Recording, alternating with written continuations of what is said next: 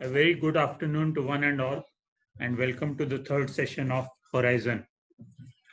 An added feature of today's session is that it is being streamed live on Ortho TV, belonging to Indian Orthopedic Research Group, for which we are thankful to Dr. Ashok Shyam. Now, the first item today, sometimes we need to think out of the box. If you want to do something hatke and quality work matters more to you rather than mere numbers, then orthopedic oncology has to be considered. And Dr. Yogesh Panchavag is synonymous with orthopedic oncology in Pune. In the last 2 decades, a lot of corporate hospitals have come up.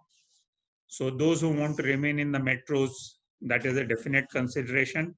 Dr. Abhijit Agashi will be speaking on the same. Then comes academic institutions, where most of us already are and some would be. So that is by Dr. Sanjay Dev of D.Y. Patil University. Then comes government jobs. Though they were not so preferred till recently, I would say that it is going to stage a big comeback. And last but not the least, we have got our own Dr. Yash Shah speaking on how to set up an orthopedic hospital. Now I invite our Executive Director, Dr. Suchitra Nagri, Madam, to give her introductory remarks. Over to you, Madam. Thank you, Dr. Kamath. Once again, I welcome all the orthopedic surgeons of Pune city and different places. Today is the third session organized by the Department of Orthopedics, wherein we are just trying to give a glimpse of what are the opportunities and the avenues available by specialty in the field of orthopedic. So on behalf of Mymar Medical College, I welcome Dr. Yogesh and Dr. Abhijit and Dr. Sanjay Dev sir. I think Dr. Mahendra will be joining little late as per the updates from the office. So I welcome all of you. Hello Yogesh, I hope you remember that. Namaskar. The connect with orthopedic field from my side is my husband is also orthopedic surgeon, and when Yogesh was studying in Sancheti, my husband was also doing diploma in Sancheti, and it was the first conference in Ahmedabad. I still remember we all attended along with all the residents of Sancheti Hospital. That apart, I think orthopedic is really a field wherein there are so many super specialties are coming up. Earlier days, I still remember that there were people with basic orthopedics and then joints came up. But now I think tumor specialties and onco and plastic and hand specialist surgeons and foot specialists and whatnot is coming up. So I'm very sure that this webinar, which is conducted by Department of Orthopedics of Mymar Medical College, will definitely help all these students who are attending this to choose the pathway, the right pathway for their fields.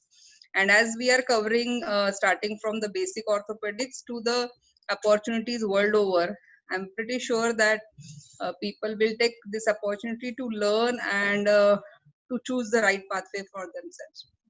Once again, I welcome all of you and thank you very much. Thank you very much, Madam, for your encouraging remarks. And now it's over to Dr. Srirang for setting the ball rolling. A very good afternoon to all. So at the start of today's session, the first session will be by Dr. Yogesh Panchwag about orthopedic oncology. So I would like to introduce Dr. Yogesh Panchwag. He is one of the eminent orthopedic oncologists practicing in Pune. He has been practicing since 2 decades almost in Dinanath Mangeshkar Hospital as well as Sancheti Hospital. He is a fellow of the Tata Memorial Hospital, Mumbai, also of the Rizzoli Institute in Bologna, as well as foreign fellowships of Birmingham, UK. He is PG teacher for both MS as well as DORTH examinations, and is the founding member and trustee of the Indian Musculoskeletal Oncology Society. He is the member and Asia Pacific representative of the SICOT Tumor Committee, as well as member of prestigious committees as the ISOLs, as well as editors of the journals like Journal of Bone and Soft Tissue Tumors. He is in charge of the bone bank at the Dinanath Mangeshkar Hospital, and we are indeed lucky to have sir today with us on our panel. I thank you, sir, for joining us. I'd like to hand over the mic to sir to continue his lecture. Thank you very much, Dr. Srirang. A very good afternoon to all of you, to all listeners. And indeed, I must say, a very unique kind of a concept by the Department of Orthopedics in Myanmar and Myanmar Institute in general. I have talked to a lot of people earlier about this particular topic, about this particular specialty, but this is at an institutional level. Probably, I would say that this is the first such experience that on a larger scale. I'm going to share, in short, my story as well as the story of this particular field, which I would say amongst all the super specialties in orthopedics is probably one of the youngest ones. There were very few orthopedic oncosurgeons in India who started practicing orthopedic oncosurgery as a specialty. And that was as late as in the late 90s. And then slowly more and more people have joined in, and now we are a considerably bigger group. A very good layout of the sessions has been again laid down by Myanmar and the Department of Orthopedics in Myanmar. So I'm going to be sort of talking to you under the various headings that they have suggested. So in short, to begin with, my journey so far after my MBBS in Pune, I did my MS in Pune as well. As Chitra Madam was saying, I am an alumnus of the Sancheti Institute. Finished my training in 2002, passed my DNB in 2003, and thereafter worked in the municipal corporation hospitals in Mumbai for a year. After that, I was a fellow in the bone and soft tissue unit at Tata Memorial Hospital in Mumbai for 2 years. Completed my diploma in tissue banking from National University Hospital in Singapore, which was an correspondent course, you may call. You had to go there twice to finish the course. In 2005, after I finished my training at Tata Memorial Hospital in Mumbai, I went to Birmingham in UK to the Royal Orthopedic Hospital as a visiting fellow. And in 2007, I was awarded the Marie Curie Fellowship in the Rizzoli Institute of Orthopedics in Bologna, in their bone and soft tissue unit, where I spent a short while again. For the last 15 years, from the end of 2005 till date, I am practicing as an orthopedic oncosurgeon in Pune. I am involved in a bit of institutes. I'm mainly attached at Dinanath Mangeshkar Hospital and Sancheti Institute, but I do occasionally get the opportunity to teach and work at some other prestigious institutes in and around the city of Pune. As Srirang had mentioned earlier, that a few of us practicing orthopedic oncosurgeons within India started the Indian Musculoskeletal Oncology Society in 2015, of which I am the current secretary. And we also started a journal named as Journal of Bone and Soft Tissue Tumors, again with association with the Indian Orthopedic Research Group, which has been running successfully for the last 5 years. And there has been a considerable amount of material that is being printed in that journal for the PG students and for the early practicing surgeons as well. Last year, I've had the opportunity to become the Asia Pacific representative of the CICOT Tumors Committee, where again, we are trying to sort of see whether in which way we can sort of increase the popularity of this particular field and increase the awareness of the branch. Well, the reason why I chose orthopedic oncology was actually twofold. One was an academic reason, and secondly, you can say was not really a financial reason, but a non-academic reason. The academic reason being, when I was a resident, there was hardly any exposure to proper management of primary malignant bone tumor. We hardly used to get to see primary bone tumor cases because we were not known as a referral center for tumors in those particular days. And most of the patients used to be, referred to a tertiary care center like the Tata Memorial Hospital in Mumbai. So I sort of wanted to learn a little bit, had seen a few cases, wasn't really aware of how, good way they are supposed to be managed. So there was a little bit of an academic sort of an longing to go and learn about the basics of treatment and then the advanced treatments of these particular lesions. This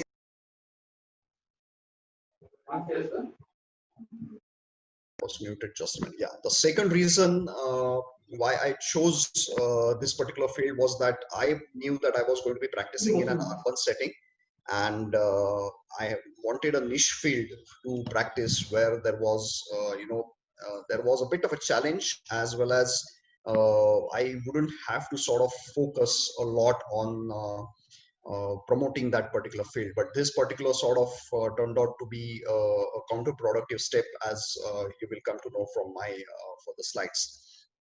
I did try initially in my practice to combine the trauma practice with specialty onco practice, but I soon realized within a short span of 3 to 6 months that that's not going to work. And if I have to develop an oncology practice, then I'll have to be dedicated to orthopedic oncology. And ever since then, I have been practicing orthopedic oncology only in my setting, in my practice. At that particular time, I had decided to give myself about 7 years time and then reevaluate. And I've gone through a lot of period. As you can understand, in the beginning, 5 to 7 years, there was a lot of struggle. You had to spend a lot of time to prove yourself, to bring in new concepts, to allow your colleagues some time to sort of accept those concepts and lay their trust in you, and then start referring cases to you. So that's something that that takes a bit of a time. Special qualities required for this field are nothing different than the general other specialty orthopedic fields require. And the most and foremost important quality that one needs to have is a very good liking to this particular field, because there is a bit of a struggle in this particular super specialty to begin with, especially if you're going to start practicing on a private scale. And if you don't have the liking, then that particular struggle probably doesn't become very enjoyable. Obviously, you need dedication to the field. You need a lot of consistency, because you have to keep on doing the same things again and again and keep on proving yourself. And obviously, because there's a long wait, you need a lot of patience and perseverance, because the gestation period is going to be very, very long compared to the other super specialties. The scope is actually manifold. There are a lot of gray areas in this particular field. We are involved in the surgical treatment of benign and malignant bone tumors. We are also involved in the treatment of, again, benign and malignant soft tissue tumors, which arise primarily in the bone and connective tissue, or which are metastatic lesions. So we get the opportunity of treating all the types of lesions, neoplastic or tumor-like lesions in the long bones and the axial skeleton. And mostly, I'm not saying that this is a strict rule, but mostly this type of a practice is based out of an institutional setting. It's very, very difficult to have a small private setup of this sort of a thing, but it is not completely impossible. So that was the scope. What are the challenges in this particular field? The biggest challenge is the low incidence and prevalence of bone and soft tissue tumors. So if I have to give you the numbers, only 1 to 2% of the malignancies that occur in a human body are in the musculoskeletal system. Osteogenic sarcoma, which is the commonest primary bony malignancies, what are the number of cases per year? It is as low as 3 to 4 per million population per year. So the numbers are really, really very small. And then there are a lot of gray areas. The soft tissue tumors are typically being treated by general surgeons as well. There are oncosurgeons from the surgical oncology side who would want to treat the soft tissue tumors. The neurosurgeons would want to treat the metastatic vertebral lesions, where the vertebral lesions are most common. Plus, if there are any pathological fractures, then obviously our trauma colleagues would want to treat them. Most of them will be confident enough to handle those particular cases. Sometimes the nuances are missed, but they feel that they are competent enough to handle those particular cases. So there are a lot of gray areas. Obviously, this takes the waiting period to on a very long scale. Most of this practice of orthopedic oncosurgery is a referral practice. So basically, the patient is going to be seen by a general orthopedic surgeon somewhere, and then he's going to be directed towards you. The patient and the patient's family, it's very difficult for them to know your name directly unless and until they say Google you or search the internet. Most of our patients are not that sort of aware or inclined, and hence most of the practice is still a referral based practice. The other difficult perspective is the socioeconomics. Most of our surgeries now are limb salvage surgeries, even in primary bone sarcomas. So basically, even if there is a malignancy in the limb, either the upper or the lower, we typically treat them by doing limb salvage surgeries in a specific fashion that does not affect the overall outcome of the patient. Hence, this becomes a bit costlier perspective issue when we are talking about treating them with chemotherapy and radiation and maybe a mega prosthetic reconstruction. And sometimes the patients may find it a little difficult from socioeconomic perspective. You have to have some sort of methodology or some departments taking care of this particular aspect and helping the patients out as well. Another problem or another challenge of this particular field is the outcomes. You know, in fracture, in trauma, you know that if you do a job well, if you follow all the principles, you are going to have a fantastic outcome. This is not so in primary bone and soft tissue sarcomas. Even if you give your best, even if the family gives their best, the outcome are roughly around 50 to 60% only, because 40 to 50% of our patients are going to have metastasis and they're going to be dying because of the disease within the next 5 years time. So this is something that you have to accept psychologically, mentally, when you start this practicing in this particular field, and see to it that this is not affecting your interest, or this is what you have to be very clear about in your mind, that it is also the biological aggressiveness of the disease that is going to decide the final outcome for the patient. So it's not just your skills, your understanding, the way you put your principles into practice, but it is also the biological aggressiveness of the disease that is going to decide what's going to happen with your patient.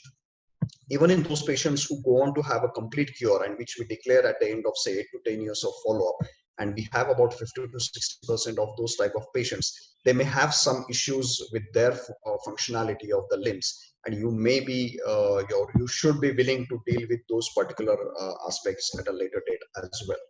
So one particular patient is going to probably undergo multiple types of surgical procedures, some by you, some by your colleagues. So you have to understand that well and sort of prime yourself and prime the patient and the family as well, right from the day one. How do we reach where we want to reach in the field of orthopedic oncosurgery? So first and foremost, we have to train appropriately and adequately. Orthopedic oncosurgery is a branch where the principles are actually sometimes diametrically opposite the principles of a fracture fixation. So there's a lot of stress on biological fixation in fracture treatments, whereas in tumors, we typically depend upon the non-biological reconstruction options more often. We don't go through the internervous planes. So our approaches are a little different. Surgical approaches are a little different. So basically, you have to have a different type of a perspective, different type of an exposure. You have to unlearn a few things and learn a few things more. There are a lot of exotic reconstructions that we do, and sometimes it is very easy for a student to get enamored by the type of reconstruction, by the type of functional outcomes the patients get. But the type of responsibility that you carry for the patient is also huge, and if you have to work independently in this particular field, you have to be aware of those responsibilities as well.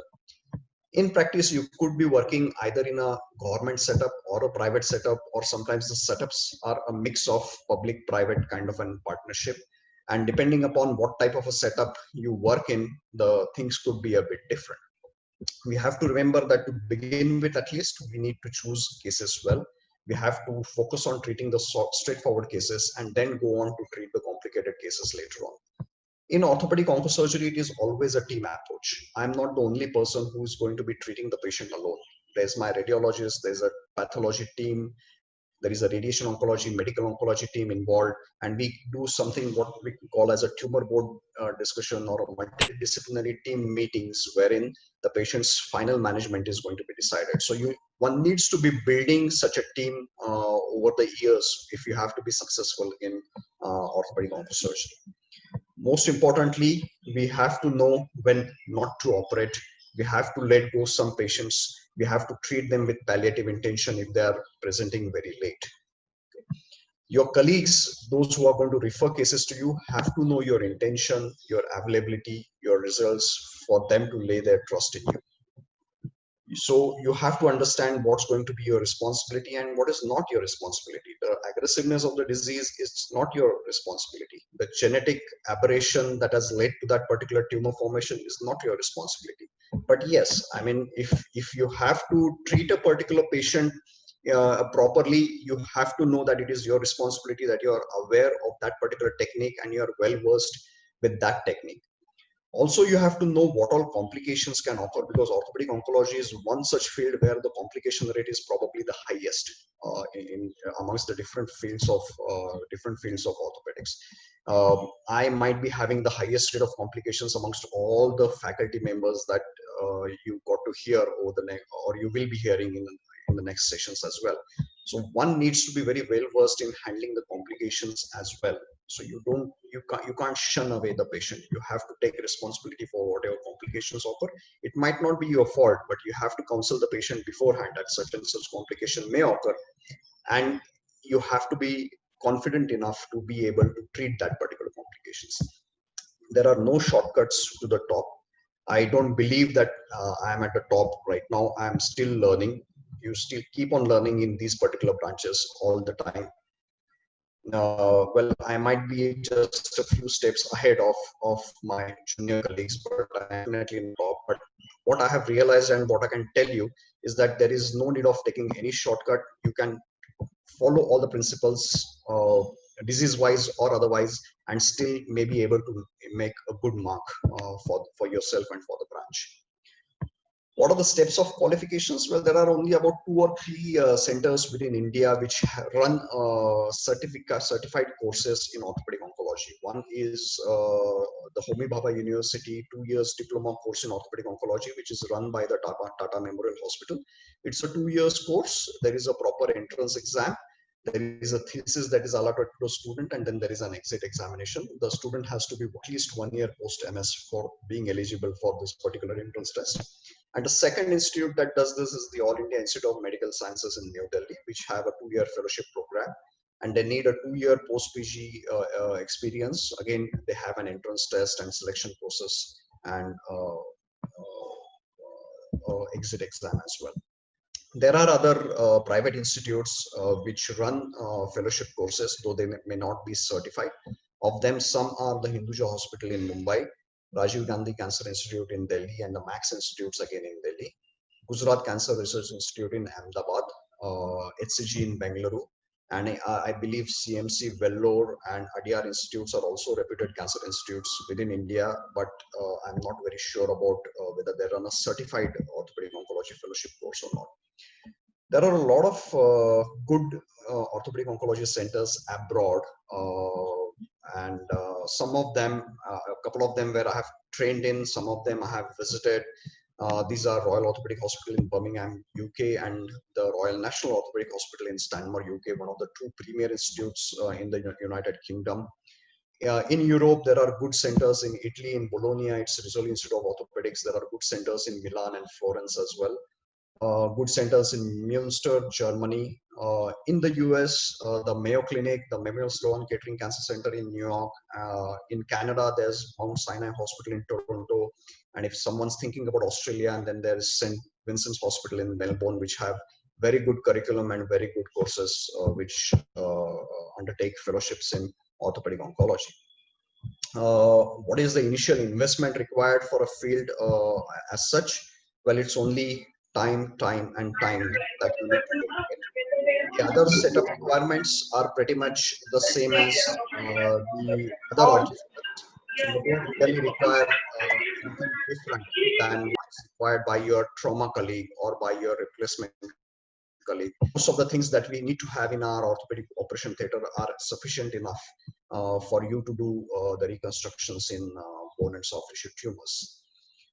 Is there any difference in practicing in the tier 1 cities versus tier 2 or tier 3 cities? Yes, because as I said in the beginning, that this particular branch has a disadvantage of low volume of work to begin with. So you need to have a good drainage area. So one needs to that you have practicing in a place where there is a good flow of where there is a good, sort of facility for working these up, good pathologist who's going to be a part of your team to be, reporting on these particular biopsies that you're going to do. So these are the things that you need to take care of.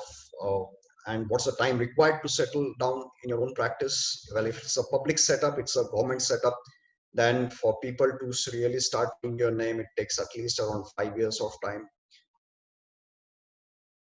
But if it's at tier 1 or at the most tier 2, then I would say that you're looking at least something more than 8 to 10 years of time that you need to invest before you can really start getting recognized as an orthopedic oncosurgeon. Obviously, there are about 20 to 25 orthopedic oncosurgeons within India now who are dedicatedly practicing only orthopedic oncosurgery. So we are there to guide you. Feel free to get in touch with us through IMSOS, also through the Indian Musculoskeletal Oncology Society. We will be able to guide you and channelize our resources so as to help you in the best possible way. So thank you for inviting me. Thank you for listening me out, and all the best to you all. Thanks a lot. Thank you, sir, for the interesting lecture. If any participants have any questions, they can ask sir right now or type them in the chat so that we might see them. Good afternoon, sir. Hello. Good afternoon, sir. Sir, you mentioned about fellowship in oncology in foreign universities, but Yes. how to get in there, sir? Can you please elaborate? So basically, you will have to go on to their websites. Most of these particular fellowships are taken up in advance by about at least a couple of years. So I would advise that initially work in an Indian setup, especially in India. If that's your long-term goal, then you need to have worked in some Indian setup, and then keep on applying to these particular institutes outside, where fellowships are actually decided 2 years in advance. Yes, sir. Thank you, sir. There is one question in the chat, sir, requesting you to advise whether to take up fellowships immediately after passing or to practice general ortho for a year or two before taking up this field. Yeah, I would actually say that you need to be practicing a bit of general orthopedics, trauma, as well as core orthopedics for at least a year or two.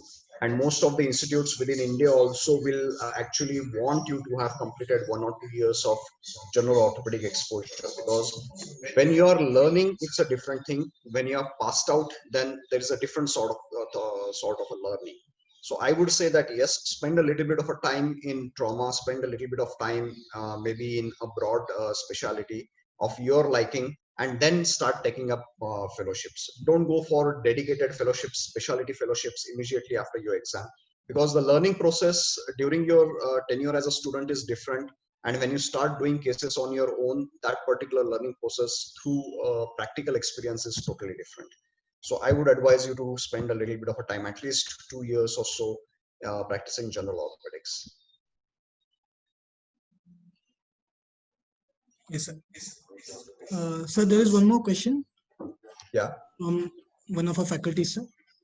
Yes. Thanks very much for your address, sir. Really appreciate that. Thank you, sir. I'm not sure whether you are able to hear me or not. I'm able to hear you. I'm not able to see. So, no, that's okay. So I'm a practicing orthopedic surgeon here in Myanmar. Okay. So if I want to get 1 or 2 months of observership just to get the hands on and see how the things run in the oncology theater. Right. Are there any institutes in India which can entertain me? Yes, obviously. There are institutes. The Tata Memorial Hospital will take you in as an observer. You don't have to give any exam of any sort for that. They charge a very nominal fee for an observer on a monthly basis. So yes, that kind of a facility is also available. When you want to spend a very little time, say as short as 1 month or 2 months, because you are short of time, then I would suggest that you go to a high volume center instead of a moderate volume center. Otherwise, such observerships, they are available at our institutes also, and they are at no cost. So typically we don't charge anyone for just being an observer. But in a moderate volume center, the type of cases that you will get to see will be spread over, say, 3 months to 6 months time, all those type of cases. The same type of cases maybe in a high volume center you will be able to see in 1 to 2 months time. So if you want to just go as an observer, yes, that's possible. Just choose a center of where the work is of high volume. So you will get to see a plethora of cases of different types over the spectrum in a short duration of time, just to give you an idea about how things are and how things are handled. Thank you for the interesting talk, sir. You have indeed shed light on this subspecialty of orthopedics, which is shrouded in mystery. I would like to thank sir as is always at the forefront in guiding young PG students as well as young orthopedicians. And it is not everybody's piece of cake to practice orthopedic oncology. As sir has rightly said, that it needs a lot of dedication as well as time and consistency. The challenges in the outcome as well as there are no shortcuts to the top is some advice that sir has given. And it has given us a wonderful insight in the field and has inspired many of us to take this up again. I'd like to thank sir for his wonderful lecture. We'll move on to our next session. The next session is by eminent arthroplasty surgeon, Dr. Abhijit Agashe. He is going to speak on the nuances of orthopedic practice as well as that of corporate orthopedics in current scenario. I would like to introduce Dr. Abhijit Agashe. He is a consultant arthroplasty surgeon at Sahyadri Hospital, Pune. He has completed his MS in 2004 from Sancheti Hospital, and afterwards he has completed international fellowships in South Korea and then at Germany. He has also completed fellowships for sports medicine and has done the AO fellowship at Germany. After completing his training, he has worked at Sion Hospital and YCM Hospital. He has since then started his practice in 2006 at Sahyadri Hospital as a joint replacement surgeon and is since then associated with them. I'd like to hand over the mic to sir for the next session. Thank you, sir. Dr. Abhijit, sorry to interrupt you. The audio quality is not good. We are not able to get a clear line. Can you hear now? Yeah, this is much better. Yeah. So the audience today is probably just passed orthopedic surgeons who wish to lateralize.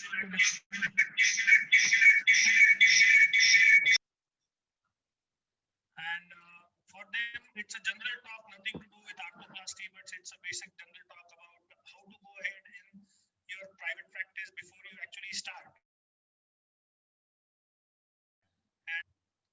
So when you say you wish to establish as an arthroplasty surgeon, the first thing, as Yogesh has also pointed out, is majority of the times, majority of orthopedic training institutes are mainly traumatology training institutes where the focus of training is on trauma. So majority of the orthopedic surgeons who pass out from teaching college are good in trauma or are trained in trauma. For that, a person who wishes to divert to an arthroplasty field first need to work with a specialist arthroplasty surgeon. If possible, do accredited fellowships, then do a hands-on work for arthroplasty, and then lastly start your own private practice, which I think is a journey of at least not more than, if not more than 2 years before you actually start practice in joint replacement surgeries. So, working with a senior, after you have completed your MS, I would probably ask every one of you to go to a general hospital and do general trauma first, get hands-on work and hang off doing general trauma, because that is the backbone of any orthopedic surgery. Before you venture into any specialty orthopedic practice, either it be maybe joint replacements or arthroscopy or even onco-orthopedics. So first, after you pass out, you better go to a general orthopedic setup where you learn on hands-on practice for trauma patients. And once you have done that, you need to then go further into the field of arthroplasty. Then you need to choose a person with whom, a senior person with whom you need to learn orthopedic or arthroplasty. What do you need to choose is you have to choose a person who has good volume. Now, how do you define good volume? If you are a keen observer and if your teacher is open to teaching and give you the right ideas, even around 10 to 15 cases a month would be a good volume for you to learn. The person you are going to learn has to be academically as well as clinically oriented, so that he is well versed with the latest techniques and the latest equipments that are needed. what is the time frame before you actually go in for the next part of your training is, I think, is minimum 6 months, preferably a year before you go ahead for some fellowships. Now, once you are done your training, you further start searching for fellowships. There are two types of fellowships here. The first one is an inland fellowship or domestic fellowship, and the second is a foreign fellowship. The inland fellowship could be the same that you probably are going to learn from your senior. So if possible, if you get a senior who will offer you a fellowship of 6 months or a year, and at the same time you will get to learn a lot of techniques or the basic primary things of a joint replacement, is easier.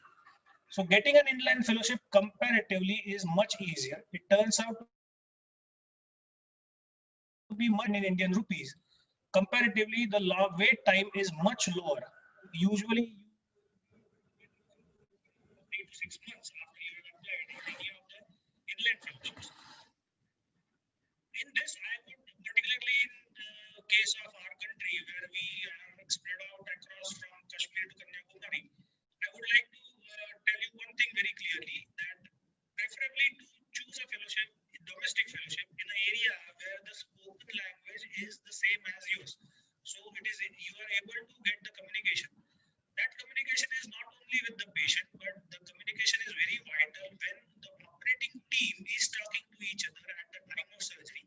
And the small intricacies which you learn in the surgery or during the procedure are important if you are able to speak the same language or you are able to understand what they are talking to each other.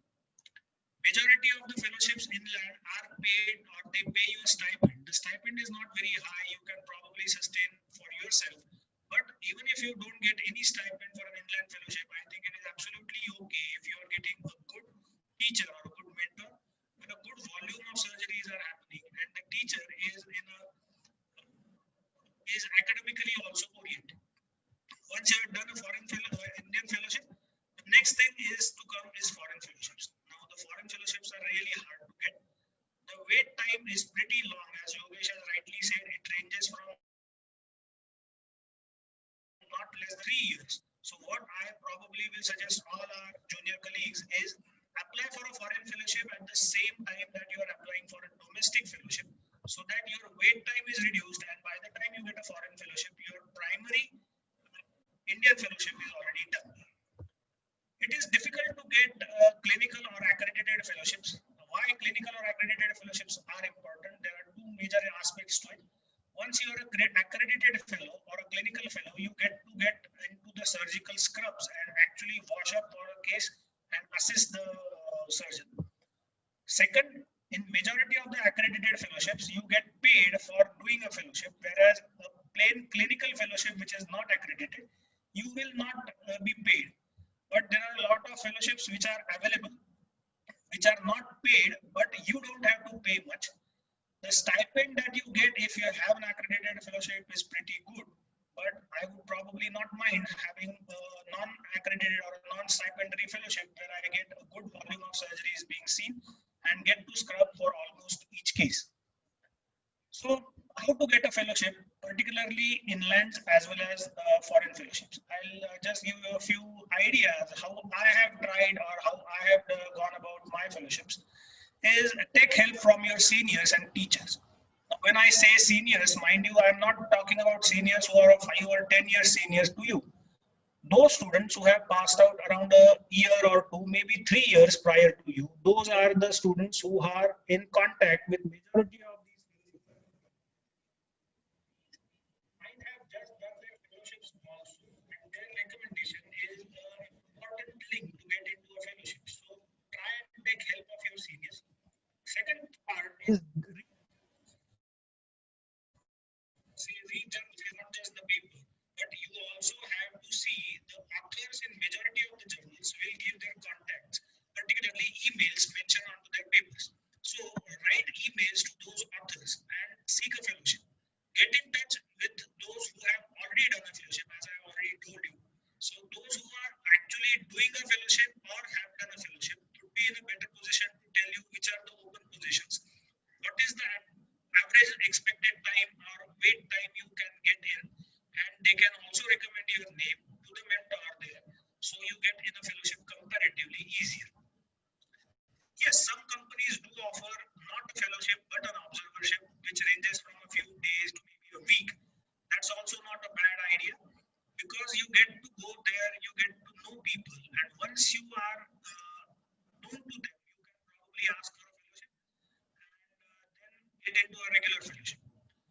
The next part, which the way in which I got my fellowship was, I presented a paper in one of the conferences. Now it was a free paper, a paper where I did a total knee replacement in a very bad varus around 40 degrees and used a graft and a screw to reconstruct the tibia. And I presented that paper of the conferences. And after the the session was over, I met professor with whom I did my fellowship. And by the time I could go and meet him, he was, I'm sure that majority of the foreign faculties, if you have seen really well in the conferences, they will make sure that they are attending free papers also. So all these people know you by that time, not by your name for sure, but at least by your face. And when you go and meet them, they will probably be in a better position to probably accept you as a fellow or give you the right channels through which you can apply for a fellowship.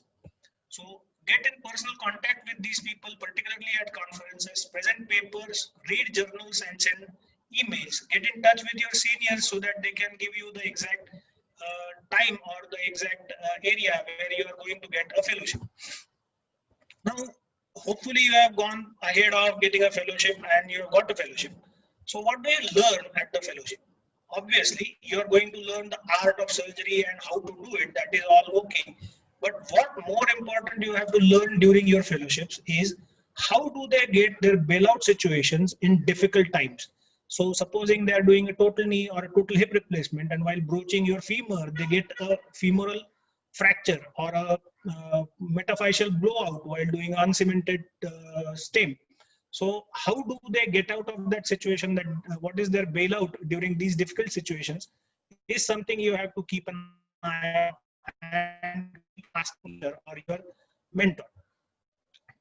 So backup plan they have kept ready while doing a regular primary total knee or total hip. But majority of these people will have their backup plans ready at the time of their primary surgeries. So you need to learn what are the backup plans these people keep. What are the alternate plans that they have kept ready? So if their primary plan fails or if their primary plan doesn't go through, what are the alternative plans that they have kept? The communication is also a very important part that you have to learn from these stalwarts. Majority of the times, if you see really big people in our field, you will understand that it's a teamwork where you form a team, and the next instrument that you are going to need, the assistant, you don't have to tell the assistant to give the next instrument. So it is a communication way of communication. So you have to train your in the same way. So this communication intraoperatively you have to learn. And again, as I said earlier, if you choose a fellowship in an area where probably English speaking country, the communication that is happening intraoperatively either with the assistant or the scrub nurse, or even to that matter with the person who is assisting you from the company, you can learn a lot from these communications. One thing I'm for sure definitely here to tell you is that if you are getting a foreign fellowship, make sure that you learn their presentation skills as well as writing a paper in index journals. All of these people are pretty good in writing papers in the index journals and presenting at conferences. So these are the points that you have to make sure that you learn not only the surgical techniques, but the other part of your fellowships. So once suppose you have done your fellowships also, an inland fellowship maybe for a year, and then a 6 months accredited fellowship maybe in the UK or in Korea. You come back, then you got practice. I would advise you to go ahead and do some hands-on work before you are actually there in the open market. Once you have completed your fellowships or your training, what I will probably advise you is to go to a teaching hospital. By a teaching hospital, you will have a senior who is doing joint replacements or any specialty orthopedic work that you have done your fellowship to guide you and bail you out if you land up in a difficult situation. General hospitals may also be helpful, but there may be a gap between you and a senior orthopedic surgeon who can help you out. Second, particularly in case of arthroplasty, it's a capital intensive job. So general hospitals may not have patients who can probably afford a joint replacement. So a teaching hospital would be a good idea. If you're not able to get into a teaching hospital or a general hospital, I would advise you to start a private practice of your own and start doing cases with keeping your mentor or keeping your senior into loop and letting him know that you are operating. And if there is something that you need to ask or you need to call him, you are there, he's there to give you, guide you or to get you out of that particular situation. So after you have done your hard work, after you have done your hands-on, you have got your fellowship, you're trained, now it's time to decide where to settle down in your life. Now, first thing before you actually do it is you have to decide whether you wish to plastic surgeon or to that matter a pure super specialty orthopedic surgeon. Like Yogesh is practicing pure onco-orthology or I am practicing pure arthroplasty, or you would like to do a combined practice. A combined practice means one specialty of orthopedics combined with trauma. Now, majority of my colleagues or friends whom I know are practicing into combined practice where they also practice trauma at the same time or practice either arthroplasty or arthroscopy.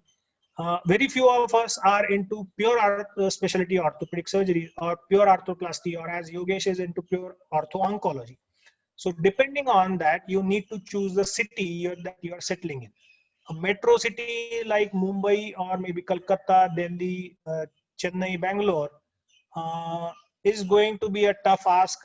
Tier 2 city like Pune, Indore or Nagpur would comparatively much easier. And tier 3 cities are much easier to settle down in life. But if you are choosing a tier 3 city, probably the chances that you will be diverting to a pure specialty orthopedic practice is comparatively lesser, and then you will have to choose in combined one specialty orthopedic surgery with trauma.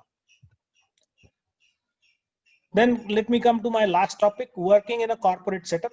So how do you act a corporate setup? A corporate hospital or a setup is a private hospital meant for profit who are offering either a general or specialty tertiary healthcare center. Usually, these corporate or hospitals are tertiary healthcare centers, or they may have secondary healthcare centers also, which is in a hub and spoke type of a model.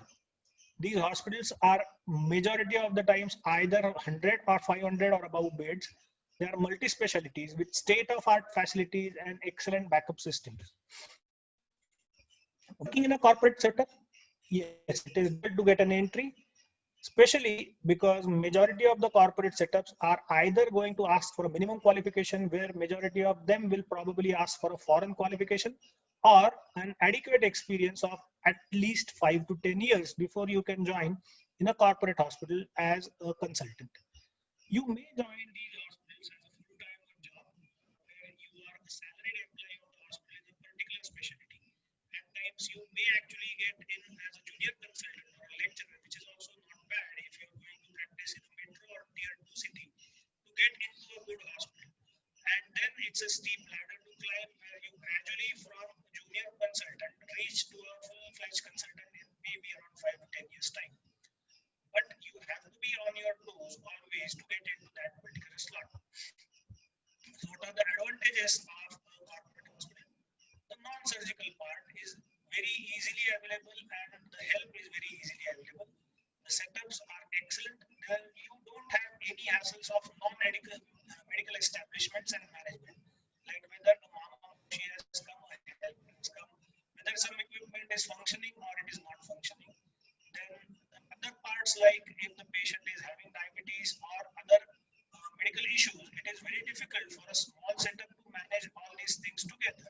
Whereas in a corporate hospital or in a bigger multi-specialty hospital, it's a teamwork where your physicians will be with you throughout this case and will help you out into these difficult situations, which probably are not your part because it's a non-surgical work. Juniors and residents are easily available in majority of the corporate hospitals, which are very easy for you to work so that your post-operative patients are looked after very well and you just need to go there once or twice in a day, and the rest part is managed by your juniors or the residents.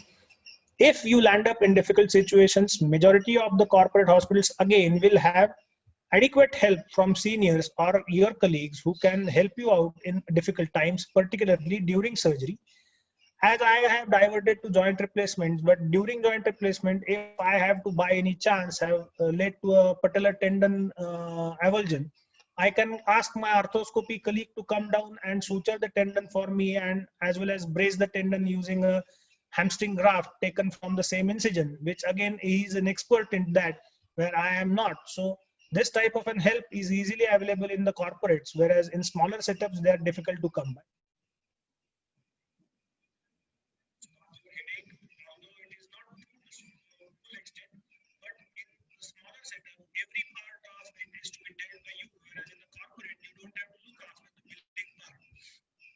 Most of the insurance companies will have a tie-up with the insurance with the corporate hospitals. So again, that is not a major issue. And as me and Sidhu were talking the day before yesterday, marketing and establishing the brand is again not your headache. The hospitals will make sure that your brand is established and the hospital marketing will take care of it.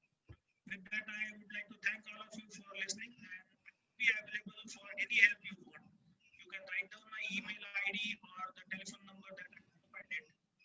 If I can be of any help to you, I surely would like to help you all. Thank you.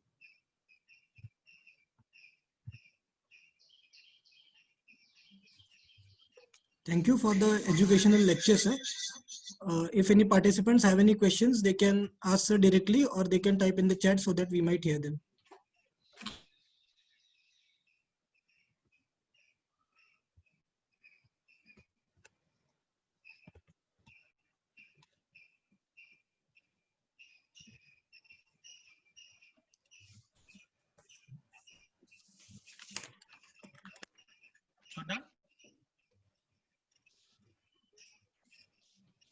There don't seem to be any questions from the participants.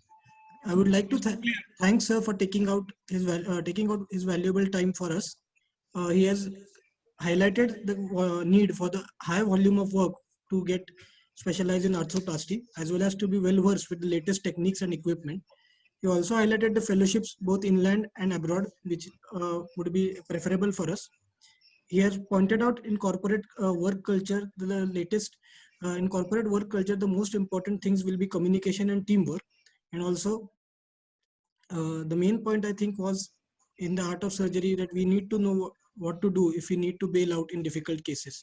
I'd like to thank sir for this lecture, and we'd like to move on our next session, which is that of academic institutions. For academic institutions, we have with us Dr. Sanjay Dev, who is from D.Y. Patil Medical College. So I would like to introduce Dr. Dev, who is a professor and head of Department of Orthopedics since February 2014. He has completed his MS Ortho from Pune University and has the experience of more than 20 years in teaching. He has worked in the Ministry of Health in Oman, as well as worked as a registrar and specialty doctor in the Trauma and Orthopedic Center in UK, in both Manchester, Wales, and Morecambe. He has a fellowship in foot and ankle surgery, as well as he is a PG teacher from MS Orthopedics from 2008.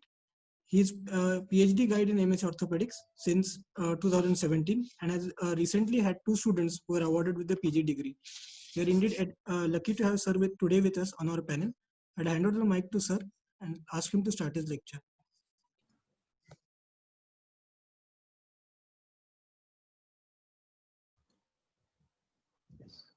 Good afternoon, everybody. Am I audible?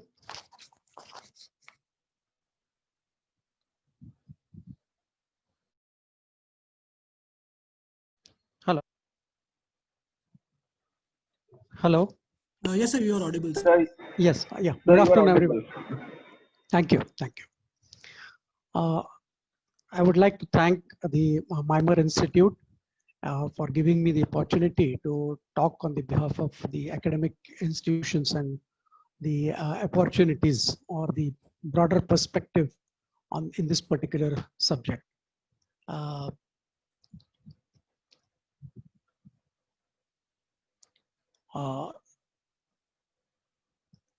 I would like to share my screen now.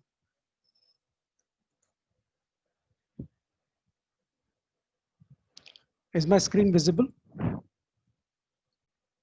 Yes, sir, the screen is visible, sir. Yeah.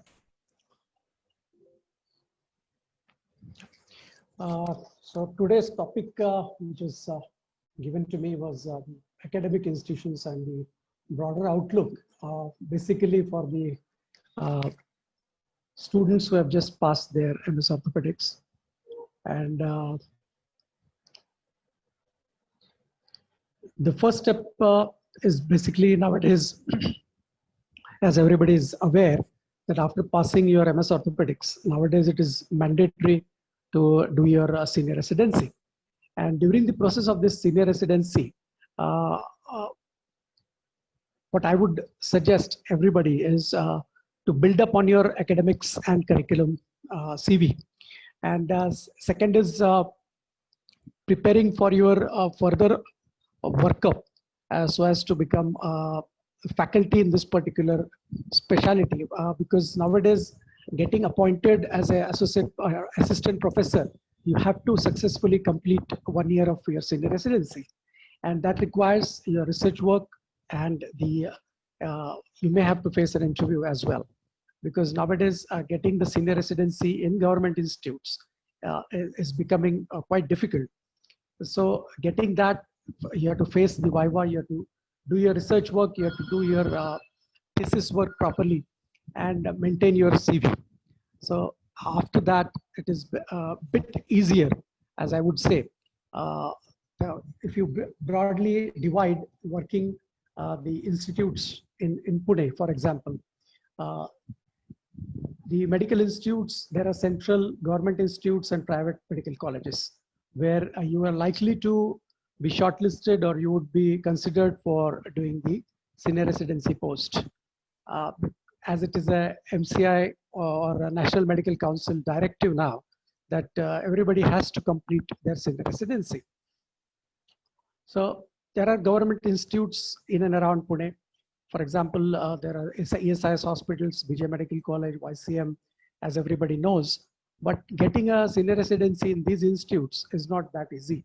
So you have to build up on your CV. You have to build up on your thesis work and the papers or poster presentations, whatever you have been doing in the 3 years of your residency program. There are private institutes which are there, and we are quite fortunate if you are in Pune that there are quite a few private institutes where you can do your senior residency. Then I would come to this particular slide where the advantages of being at academic institutes. Broadly, I would say that you get basically a supervised hands-on surgeries and develop your skills in the trauma surgery, because trauma is basically the bread and butter in your orthopedic career when you're basically starting immediately after your MS exam. These institutes, which I've just highlighted, these are the institutes where you get quite high volume of cases, and you get quite a good amount of hands-on work while you do your senior residency. The trauma is, as I said, is a bread and butter, and these institutes basically provide you these opportunities to do your basic surgical orthopedic trauma work. So what you need to do is during your senior residency is to remain focused for the goal for which you are working towards getting into your subspecialty sort of field, whichever field. Firstly, you have to develop that interest in that particular field. And how would you develop the interest? In a broader institute like an academic institute where I am also working, all the broader specialties are there. So you have got almost all the fields which are covered, whether it is spine surgery, minimal invasive surgery in spine, or whether it is trauma surgery, whether it is arthroplasty, arthroscopy, or sports medicine. Almost all these subspecialties are available under one roof, and you are likely to get the exposure during your residency as well as while you are working as a senior resident. So you can develop this particular interest and which field mainly attracts your attention, and that you can easily find out while being in this particular educational institution, academic institution, I would say. So while doing your senior residency, your research is all very, very vital nowadays to remain focused and to remain in the educational institution. Nowadays, particularly the further progression to the assistant professor, or for that matter to the next level, you have to keep on doing research. And research is vital. Publishing the paper, oral presentation, poster presentation, where the teamwork is always available to you. So you are not alone. And there are almost everybody in all the units or in all the people who are doing post-graduation, everybody is focused during the course of their residency, as well as the faculties, and you get the help from everybody. And it is a very good breeding ground for you to start your subspecialty interest as well. As everybody knows, confidence comes with knowledge. So the knowledge which you get and the surgical work which you do is very, very important. And in these all institutes now, you have a skill lab, you have the teaching experience. Along with that, you can develop your leadership opportunities. And very important is undergraduate teaching, where you will develop the art of communication.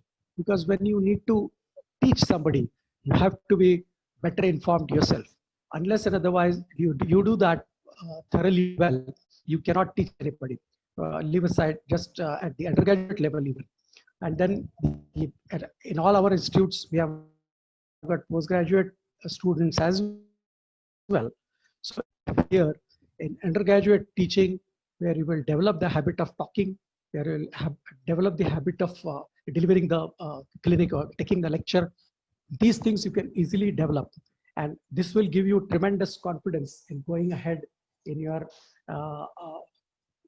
further progression in your career. So why academic institutes? So what I would say is teaching is the best way of learning, as I just said. The audit and self-improvement will come and naturally when you are going through all the cases which you are operating in that particular unit or that particular consultant or the unit under which you are working. The self-improvement happens over a period of time. It doesn't happen suddenly. So if you do that, the cases which you have operated or the cases which you have been operated a few months back, and when they come back and you learn through your audit, like which are the complications if they are happening there, or what is the further course of action which you need to take. Then the particularly the academic institutes where you get holistic training. The training is given from all these aspects, where your overall personality develops. You will get the as I said, undergraduate teaching, the postgraduate teaching, and then you are working in a team.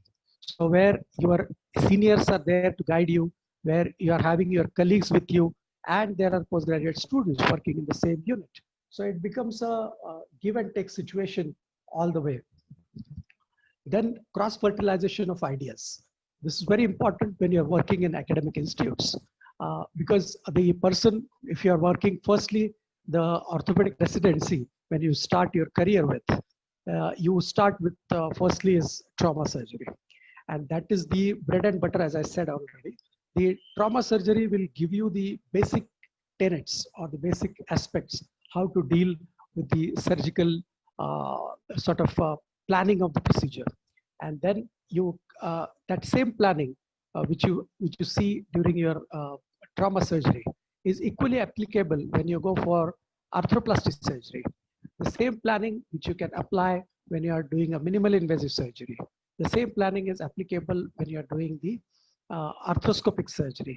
So all these things, they will go hand in hand. And these cross-fertilization of the ideas, like when you are applying even for that matter, something like Ilizarov fixator. So you will get the whole idea, because you have already gone and seen quite a few cases of fractured tibia and how it behaves. And the same trauma surgery, when it is applicable, when you are doing the same thing in Ilizarov surgery, those ideas will come in handy, and that particular cross-fertilization idea which are there will give you, they will boost your confidence and will give you the head away while taking up the working in the. because it is not going forward. Yeah, now it is going. Yeah. So next is special advantages going forward. The academic institutes will give you the overall perspective, like in, for example, in arthroplasty, arthroscopy, complicated trauma, spine surgeries under the same roof. So you don't have to go to any other institutes, or for that matter, you can learn the same thing in a very concise way when you're working in academic institutes. Again, organizing the state level meets or conferences, or for that matter, the continuous medical education, CME conferences, is a very common place when you're working in an academic institutes. And that will boost your confidence, that will give you advantage while being there. And it will build up on your CV as well. The career mapping from the bird's eye view, that is also the added advantage. Because you are working in an academic institute already.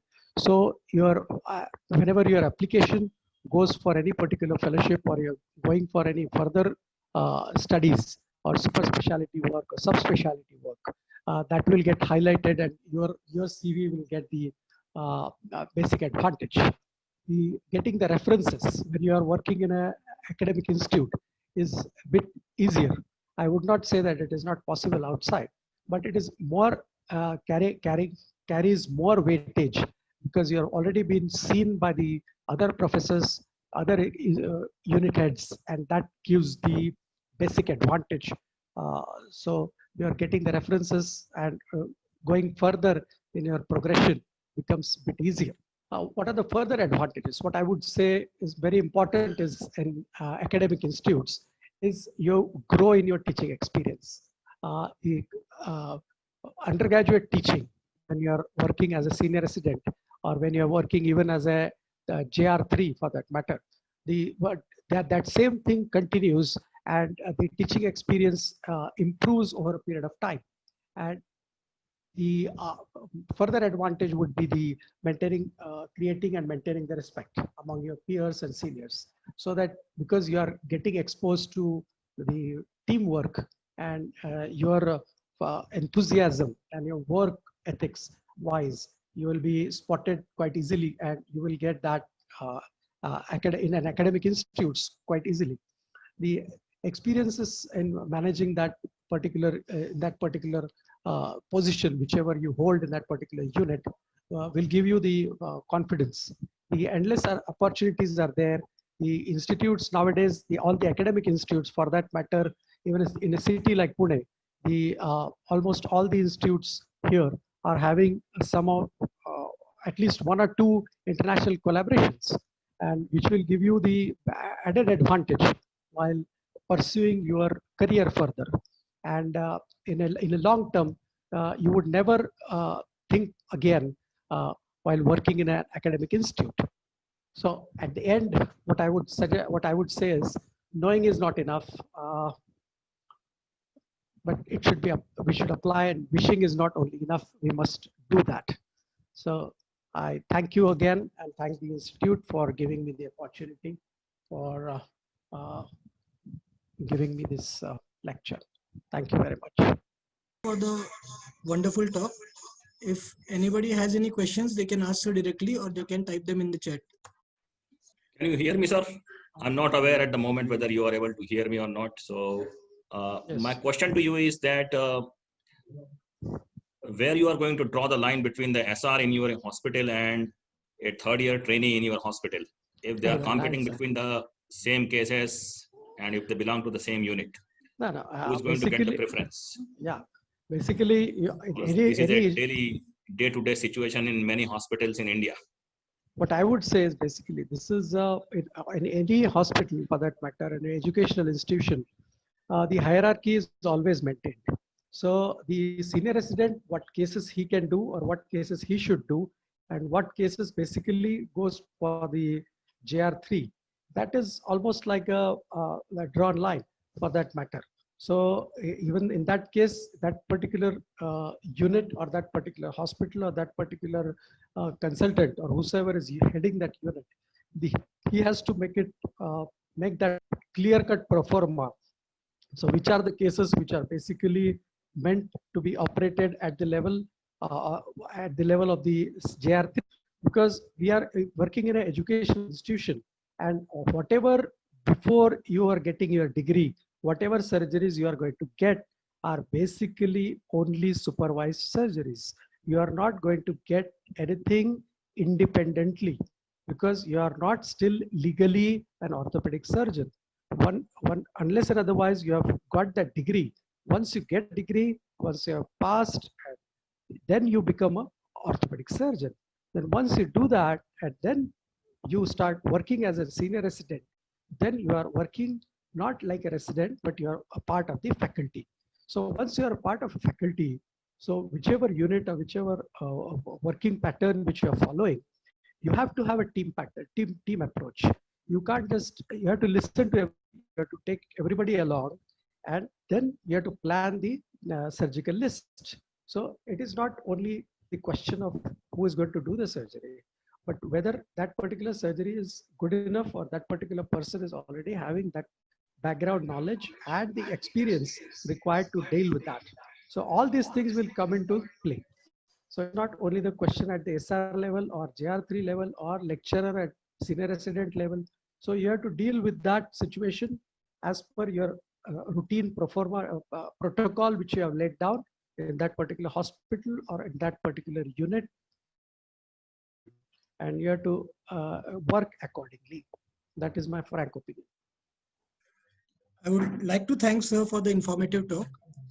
He has indeed highlighted the special advantages of academics in going forward in our career. It highlights the need for building up our CV as well as the need for presenting more and more papers and presentations in conferences. And the most important point was that the love of teaching should have a place in our hearts. I would like to thank sir for giving this informative talk. We would like to move on to our next session. Our next session will be about government medical services. For that, we have with us Dr. Mahindra Garad from Aun Civil Hospital. He completed his MS Orthopedics from JJ Hospital, Mumbai, and is presently working as a consultant orthopedic and knee surgeon at the district hospital in Pune. He has a special interest in knee scopy and arthroplasty. I'd like to invite sir to continue his talk and hand over the mic to him. Hello. Yes, sir, you're audible, sir. Okay. Can I start? Yes, sir, you can please start. Okay. Can I share my screen? Yes, sir, you can share your screen. Okay, possible, I will share. Is it visible? Yes, sir, the screen is visible. Okay. Good afternoon, everybody. I am asked to talk on what are the opportunities to the orthopedic surgeon in a government health system. So I am more concerned with the Maharashtra health government system. I will give the brief idea about what are the opportunities in the government health system for an orthopedic surgeon. Yes. So there are 3 types of government hospitals. One are the medical college and teaching institute attached to the hospitals. Public health hospitals run by the state government, and other one is district hospitals, which are connected as a public health sector. These are run by the director of health services. And third one is the corporate hospitals. Which are the corporation hospitals? These are the run by the big metropolitan cities. These are the some hospitals and teaching institute which are run by the big corporations like Bombay Municipal Corporation, Pune Municipal Corporation, or Thane Municipal Corporation. So there are the 3 types of government systems in that is the medical college, public health hospitals, and corporation hospitals, that is run by the metro cities, metro corporation hospitals. We'll see what are the opportunity in the medical college and hospitals. Medical college and hospitals, there is a good opportunity for the orthopedic surgeons, as these are the tertiary hospitals located in mostly metro cities. There is a good infrastructure for the orthopedic surgeon, as a big OT complex. OTs are the modular OTs, other infrastructure like supporting staff, technical supports, and colleagues. There are a lot of opportunities for the orthopedic surgeon in a medical college. And through how we can get the opportunity to work in a medical college, there are some posts which are permanent and some posts are on ad hoc basis. So we can join permanently or on ad hoc basis, or there are the good salaries also. So, and the one basic advantage of this joining the medical college is we have opportunity to grow our knowledge with our colleagues and teaching institutes. And the other disadvantage of this is that is the job is transferable. So one, if you enter in the medical college as assistant lecturer or professor or associate professor, your job is transferable to any medical college. So you are coming in a transferable job. But big advantage of this opportunity is these are in metro cities. You can live in a metro cities, and very good opportunity to improve your skill and knowledge. Other are the corporation hospitals like KM Hospital, Sion Hospital, Nair Hospital, Cooper Hospital. What is that? Is the Rajiv Gandhi Medical College. These all are run by the corporation. That is the Mumbai Corporation or Thane Corporation. The advantage of these corporation hospitals are these hospitals are located in a metro cities, have a good infrastructure. Like you can get a very good infrastructure in a hospitals. So you can do the all type of your interest surgeries, and you can have a technical supports available also. But these hospitals are run by the local body. The control on this hospital is local body control, that is corporates and corporate municipal corporations. Salary wise, it's a very good salaries are there. And the big advantage of working in a corporation hospital is that your job is transferable only in that city, only in that corporation area only. So in state government medical college and hospitals, your job is can be transferred from one city to other city, from Mumbai to Pune, Pune to Aurangabad, Aurangabad to Nagpur. So in the medical college, state government medical college, you have to change the city. But in corporation hospitals, your job is transferable only in the corporation hospitals only. So the big advantage is that you live in only one city. And other are the state public hospitals run by the state government. There are two types of public hospitals run by the government where orthopedic surgeon is posted. One is district hospitals and other one is trauma centers. Now government has started new trauma centers, especially for the trauma patients. So there is a team of surgeon, orthopedic surgeon, anesthetists, and other supporting staffs. So these trauma center hospitals and district hospitals are run by the state government. Seeing that what are the opportunities in the district hospital? Your district hospitals mostly are having a good infrastructure, but like medical college, you are the deciding person. So you are the boss. So you have to decide what you have to do, what you are not to do. Most of the district hospital nowadays are converting in a teaching institute. What courses are the teaching courses started here? The CPS and DNB courses are started at every district hospital. So like medical college, district hospitals are now becoming as a teaching institute for CPS and DNB. So helping hands are more available nowadays at a district hospital. As in Pune, there are 4 seats of CPS and now DNB is starting.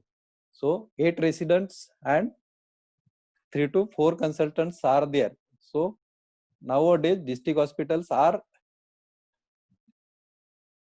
equally institute like a medical colleges. other problems previously at district hospitals was mainly of the getting the implants and other surgical materials. But nowadays, the district hospitals are all covered under the Ayushman Bharat or Pradhan Mantri Arogya Yojana. And in state government, similar insurance Yojana is Mahatma Phule Arogya Yojana. So all publics are covered under these two schemes. So there is nowadays problem of getting implants or materials. So for any surgery, at district hospital nowadays we can perform all type of surgery.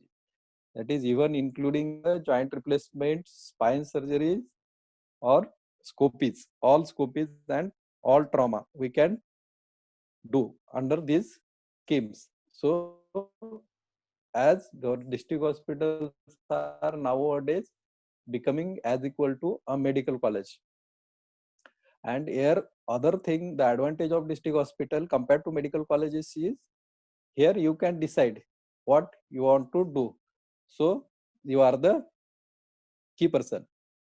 So, but the other disadvantage of district hospital is your job is transferable. So you can transfer from one hospital to other hospital, like in a district or in other district all over Maharashtra. So the disadvantage is that you cannot be in a one city or your job is transferable. But there is a good opportunity nowadays in district hospital to work or to start work. And other government setup for orthopedic surgeon is trauma centers. These all trauma centers are situated mostly at taluka places. Some are at district levels, but mostly at taluka places. But now trauma centers are new ideas. They are in developing phase. So some trauma centers are developed, but other trauma centers are in developing phase. There is nowadays the infrastructure is very poor for orthopedic surgeon. There is in trauma center there are no technical supports or technical or skilled staff or skilled workers or technicians are not there. So you have to do limited surgery as per your skill and as per your support.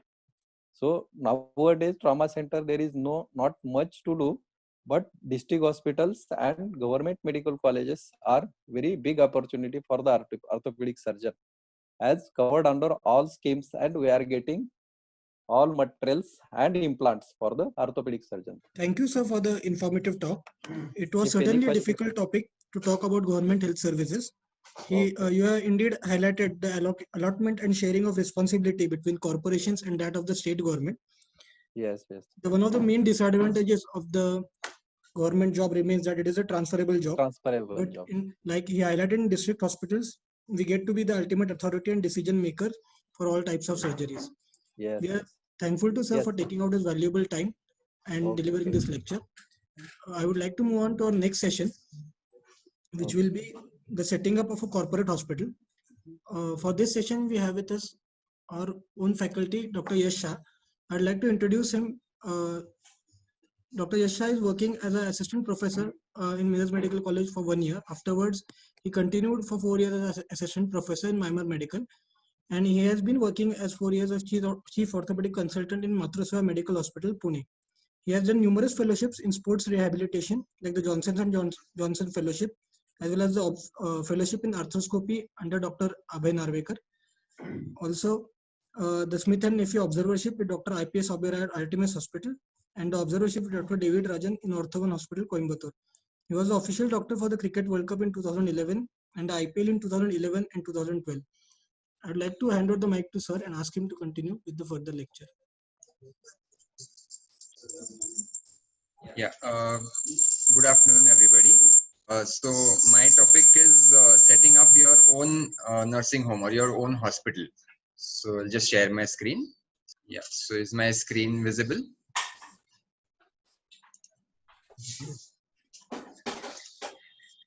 Full screen. Yeah. Yes. So the a young budding orthopedic surgeons, and many of you are from a variety of areas. Some of you are from metropolitan cities, some of you are from remote of villages. Now the thing is, every one of you must have at least dreamt once to set up your own hospital, to have your own name, and that is very a good dream, but sometimes it is not practical.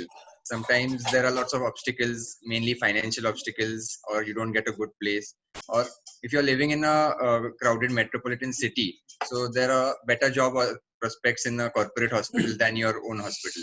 So I'm going to just share with you my views about setting your own hospital. There are pros, there are cons, and I myself have made mistakes in setting up the things.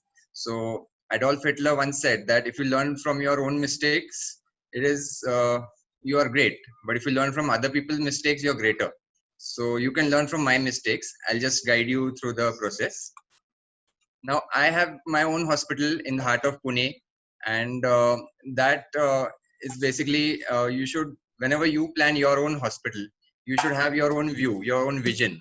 So starting with location, if you are planning to be a trauma center, keep it on a highway, get the plot accordingly. Don't keep it near crowded areas, or don't keep it near noisy areas where your patients are going to get disturbed. So that planning has to be right from the beginning. So your basic plan, you should have a vision. Now you can either build a huge hospital, maybe 7 floors, maybe 10 floors, 500 bedded. That vision should be there right from day one. You can't just start a small shed and then later on build it into a multiple hospital. You have to have that vision on day one. And if you have a vision of starting a medium hospital because of your financial constraints, what you can do is you start building the ground floor. Then as you get finances, keep building the first floor, the second floor, keep building up. But your basic plan should be ready, and your goal should be ready, that in 5 years I'm going to expand this much, and in 10 years I'm going to do this much. Okay, so coming to the building part of it, I'll just go through each heading. So now you have to, by law, provide a parking area. So now every 4 beds need at least 1 car parking area or 2 scooter parking areas. So according to your, suppose you have a 500 bed hospital, so you should have that many car parking areas. So plan ahead. Secondly, on your ground floor, you should have an entrance area. You should have a reception. You should have a billing department. Maybe your radiology can be on the ground floor. Your consulting rooms may or may not be on the ground floor. That is not compulsory, but your casualty has to be on the ground floor. And preferably the casualty needs a separate entry so that your ambulances can come in and out and without hampering. If you have the space, if you have the money, do plan it that way. Of course, now you can have problems, you don't have space, so that is okay. Then your casualty becomes your consulting room, and even then that also becomes your OPD and your waiting room and everything. So according to that, but things like pathology, things like your HR department, your billing, your medical records, that can go in the basement. But the only problem of keeping a basement is like you must have seen when Chennai got flooded. So a lot of medical equipment got spoiled, a lot of medical records were lost. So this is also important. That is why I always keep a electronic copy of my hospital records. But the problem is that even if you keep only electronic records, the government authorities, they come to your hospital and they want a paper backup. I don't know why, but they are old school and they want a paper backup of each of your records. So if you have an electronic record of all your hospitals, very good, but you must keep a paper backup as well. So that's double work, in fact. And you should always have a free space around your building so that a fire engine can fit in that. So that is nowadays a norm. Old hospitals don't have that, but newer hospitals have to get a free space around it. And staircases should be 5 foot wide and at least 2, so that in case of a fire, you should be able to take out the stretcher and the patient should be carried out. Always, you should plan for 2 lifts. One lift may fail, so you should always have a backup of another lift. And ambulance should have a separate parking. Normal patient parking should not interfere with the ambulance parking, and ambulance should be able to get out and in very quickly. Also, if you're doing a big hospital, as per the fire safety norms, you'll have supposed to have 2 underground tanks. 1 tank won't do, and that also has to be a pipe connection. You have to have extinguishers on each floor. So you'll have to go to a professional and he'll set up the hospital. You can't do everything on your. And whenever you build a hospital, you should plan for expansion, conference room, have some staff quarters or RMO room so that your resident doctor can stay there. So have that vision and plan ahead. So your waiting room also, you should have a proper reception where patients can approach, take an OPD case paper. There should always be one counselor. Now this is something which is not possible in a small hospital, but a counselor is, suppose you tell a patient that you need a TKR. So you are not going to sit and explain in detail about 1 hour session, what is TKR, why you need it. So you should have someone to help you out. But in such a busy practice, you need someone like this. A billing department should be separate. As far as possible, the doctor himself should not ask for money. That avoids fights and that avoids a lot of bad name. And keep a software as possible, if possible, for your OPD setup. And like I said, paper backup is very important. Now your OPD setup should have minimal furniture. And when you examine female patients, you should have a screen. You should have a female attendant, and a basin is needed so you can wash your hands. You should keep basic things like a dustbin, a hammer, a torch, a goniometer. Cupboard, if you want to add any syringes or anything, should be there. Good lighting, good ventilation, these are hallmarks of a good OPD.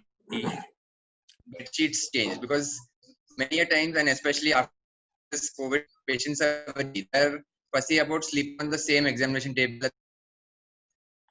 So one I've seen in one of the corporate hospitals I've worked in, they have a paper sheet, and once the paper's on, they immediately tear up the sheet. Of course, that wastes a lot of paper, but some fussy to demand it. And view board is important to see X-ray and MRI. So a big view board, not a small view board, and have a printer ready. So sometimes the patient asks for printouts of your prescription. Because once you grow into a busy practice, you can't sit writing the drug names. You should have a software, so that printer is very important. Now, pharmacy is also one of the important things in a hospital, but by law, you need a qualified pharmacist. He should have either D-Pharm or B-Pharm degree, and you have to register your pharmacy with the FDA. You'll also have to register with the GST. The thing is, you can either keep a partnership with the pharmacist or you can employ him. So that depends on who want to run business. But if you have a partnership, then there are a lot of headaches. You have to go through a lot of documents and billing, and that increases your headaches. Sometimes you can just outsource it and let him run it. Nowadays, patients are very fussy.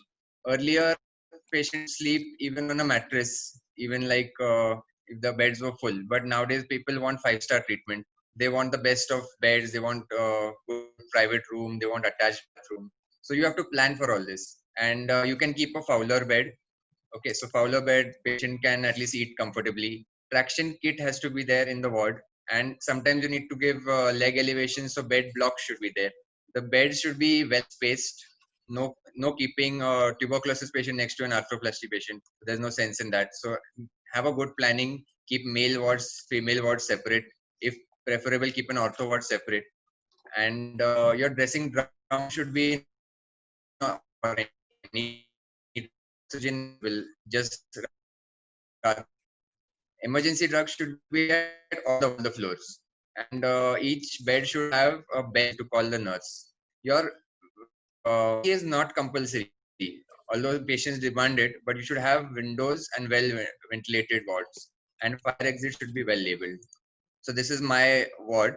You can see that the beds should be at least this much spaced, no crowding. Now, most important, as surgeons, we are always worried about how to set up the OT. So, needed or not, my belief is that laminar is a good thing. It is needed.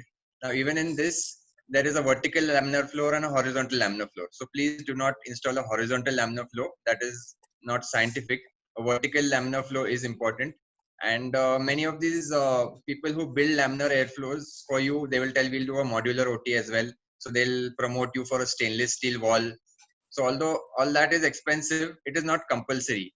I mean, I have worked in corporate hospitals which have tiles and they are doing well without infection as well. So don't go for stainless steel walls. Don't waste your money in this. And there is something about the flooring. You can either put epoxy flooring or vinyl flooring.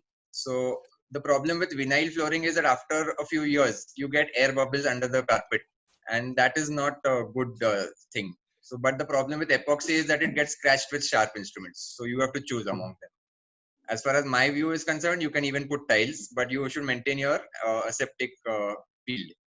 And scrub area should never be inside the OT. That is all old fashioned. Your scrub complex should be outside the OT. You should have a doctor's room where never allow food inside the OT complex. Even your autoclave room should be in the OT complex if possible. Then there should be a window, a sterile window where you can pass sterile instruments. And there is a horizontal autoclave and a vertical autoclave. So if you have the budget, go in for a horizontal autoclave because that is a better sterilization method. Vertical autoclave keeps it moist.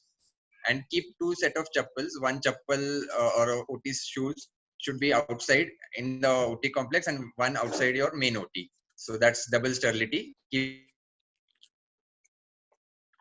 Now this is my OT. So if you look, there are OT table is of 2 types. Either you put a foot operated OT table, so that works even when the light is there's no power, or you can have a button operated electro hydraulic.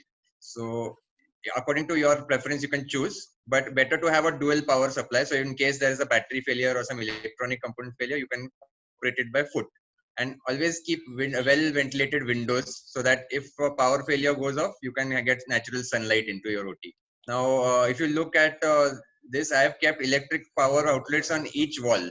So that makes life very simple. So if I want to operate the head end this side, head end that side, I can always modify it as per my wish. Now, this is the equipment trolley which I was talking about, so that all your equipment can fit on each shelf. Now, the mistake I made is I kept a cupboard with all instruments. So that should not be kept. Your furniture should be more modular. Now, equipment also, you'll have to invest in a few things. Plaster cutter, keep a backup, because if your plaster cutter fails, you'll have at least a saw to do it. You should invest in an X-ray shooter, X-ray table. Now, digital radiograph is not compulsory. You can even have a computer radiograph. And if you're short of budgets, you can even have the old dipping method. But physiotherapy, you can invest in a traction table, a drill machine, and other special equipment if you want to specialize in some other field. So this is my setup. The important thing is you should have a chest stand. So that if you want to take a standing X-ray, that chest stand is important. Now, the X-ray printers, some of them need AC, some of them don't need. So you should have preferably a printer which does not need AC. Instruments, you should have all the general surgery instruments. You should have lots of armamentarium ortho instruments as well. Keep them properly so that organized you can find out where what is. And you have to maintain your hospital as well. So sometimes you have to bear the brunt, do the wiring, plumbing, repair your instruments, whatever, see the torn drapes and manage oxygen cylinders, even small things. Okay. Staff also you have to maintain, and main thing is you have to keep your staff happy. So keep sometimes you have to register with the ESIS, you have to register with the TDS, and if your trained staff is absent, then sometimes you have to postpone your case. That is the drawback of your own hospital. Now you have to register with local laws like fire department, the pollution control board, radiation board, FDA, GST, local corporations, a lot of lists. And sometimes society doesn't give you NOC. Sometimes you don't have your permission to set it up in a residential building. So to sum up, what are the challenges, what I face in setting up your own hospital? Sometimes the patients wake you up at night for something very trivial like itching. Then you have to get up. Sometimes the patient has some violence issues. They break things at your hospital. You have to repair even basic things. If you're going for cashless, then sometimes the insurance companies don't pay you on time, or in government schemes, your payment is delayed. And you can't take a holiday really, because if you go away for say 15 days, then your whole practice suffers. If you're stuck in a surgery, you'll have to call someone special to help you out. You can't do any hi-fi surgeries which require crores of investment like robotic, laser, spine. And sometimes you have to manage simple things like a light bulb broken, staff attendance, quarrels. So I would like to end my talk with this saying from Marathi. There's a saying, Swami Tini Jagansa Ai Vina Bhikari. So if you have your own hospital, I would say it is Swami Tini Jagansa Ayan Vina Bhikari. You respect your staff, they will respect your patients, and you will get a good practice. So if there are any questions from any one of you, I would like to answer. Not question, but I think you missed on a point there.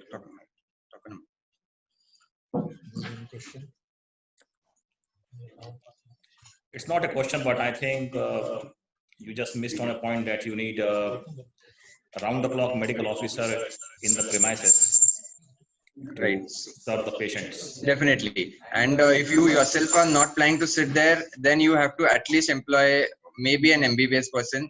If you can't afford an MBBS person, at least an Ayush person, but do not give him any responsibilities like administering drugs or something, because that's a legal issue. But definitely you need a face, you need someone to be there 24 hours. It's a full-time thing. You just can't leave it and run away. And there is a question in the chat section. How many years of prior experience you would suggest before setting your own setup? Now, the answer is at least until you are confident of performing all the basic surgeries perfectly. So maybe 3 to 4 years, at least 3 to 4 years post MS. Then you can think of starting your own setup. By the time you would get some funds also, and start small but keep scope for expansion. That's my belief. Any other questions?